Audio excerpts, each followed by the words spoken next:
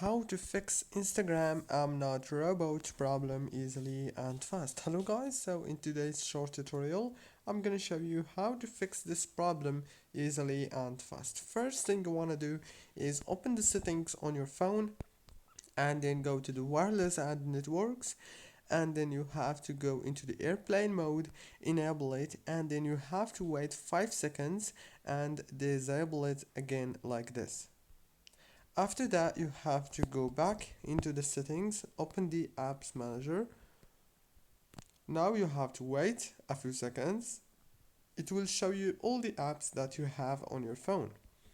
And after that, you have to scroll all the way down until you find the Instagram app. When you find it, now you have to click on it. And after that, click on the force stop option. When you click on it, it will stop the app from running, and that's it. Don't forget to like, subscribe.